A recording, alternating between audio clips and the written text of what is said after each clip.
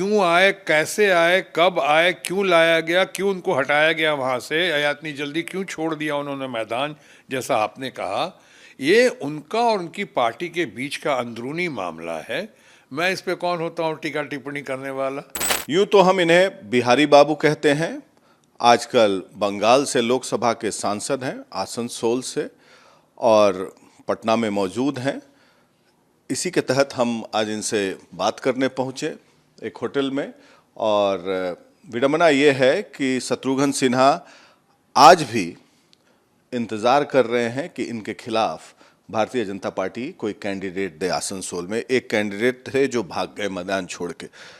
शत्रुघ्न सिन्हा जी, आपका स्वागत है रिपब्लिक टीवी में, आर भारत के भी दर्शकों को और आर बांग्ला के भी दर्शकों को। तो अभी तक कैंडिडेट दिया नहीं, एक पवन सिंह आए थे, मैदान छोड़कर भाग गए। देखिए, पहले तो ये कह दूं कि मैदान छोड़कर भागे पवन सिंह जी आए थे वहाँ पे, उन्हें भेजा गया था, उन्होंने विड्रॉ किया या उनसे विड्रॉ करा लिया गया, ये सब बातें उनका इंटरनल अफेयर है। जहाँ तक मेरा अपना ख्याल है और जहाँ तक मेरा अपना मानना है, पवन सिंह को मैं एक अच्छा इंसान समझता हूँ।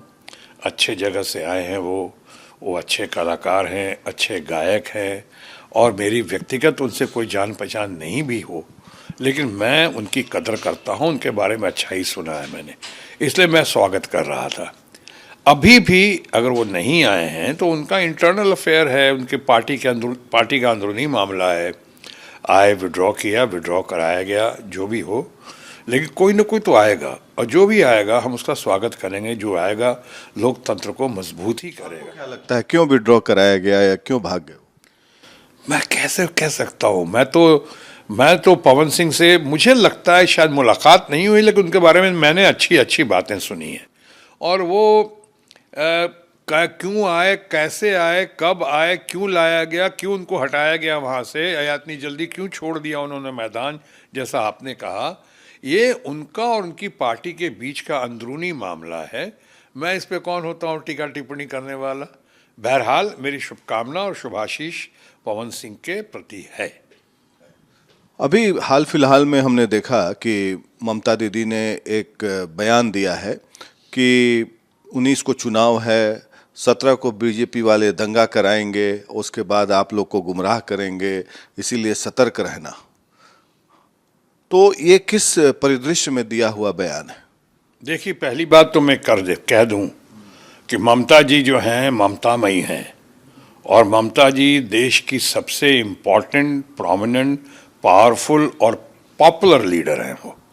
वो जो कुछ कहती हैं, लोगों को कई बार लगता होगा कि शायद गुस्से में कह रही हैं, जोश में कह रही हैं, लेकिन वो अपने बंगाल की जनता के हित में बात करती हैं और सोच समझ कर बात करती हैं।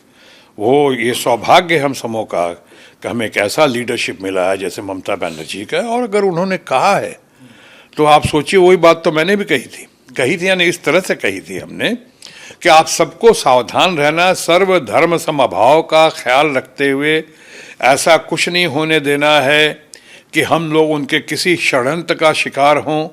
या तो रामनवमी है, अभी ईद आ रही है 11 को या 12 को या 10 को, अभी 11 को ईद है, शायद 17-18 को रामनवमी है।